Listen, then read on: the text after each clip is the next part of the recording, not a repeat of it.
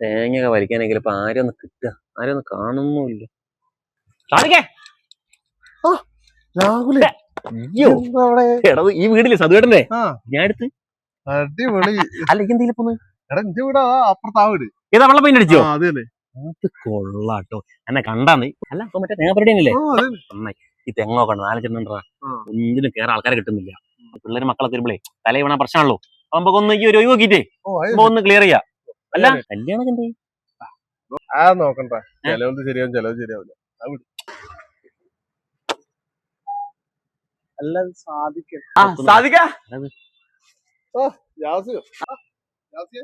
രാവിലെ ഉണ്ടല്ലോടെ ഇങ്ങോട്ട് വരുന്നു. രാവിലെ എന്താ അവിടെ? എടാ വീട് ഞാൻ വാങ്ങിയല്ലോ. എടാ പൈസക്കാരാ ആവശ്യമൊന്നും ഇല്ലടാ.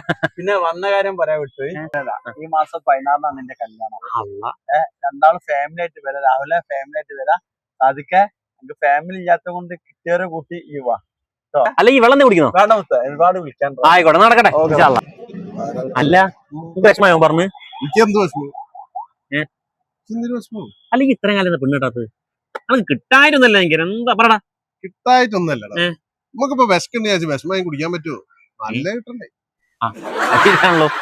വാ നമുക്കേ എന്റെ വീട്ടിലേക്ക് പോയാലോ?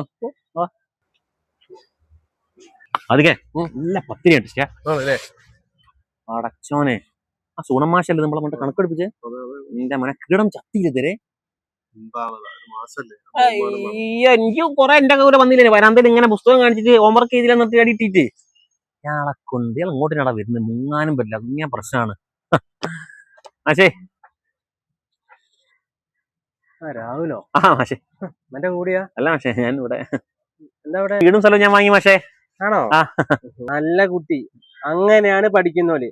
ആദ്യം പഠിക്കും, പിന്നെ ജോലി വാങ്ങും, പിന്നെ സമ്പാദിക്കും. കണ്ടില്ലേ? ചിലവരെ പോയ തെങ്ങുന്ന് കവുങ്ങിലേക്കും കവുങ്ങുന്ന് മാവിലേക്കും അവസാനം കുയിലേക്കായി പോകും. അങ്ങനെയൊന്നുമില്ല മാഷെ. അടുത്ത മാസമാണ് കേറിക്കൂടല്. മാഷ് വരണോ? ഞാൻ വീട്ടിലൊന്ന് വിളിക്കാം.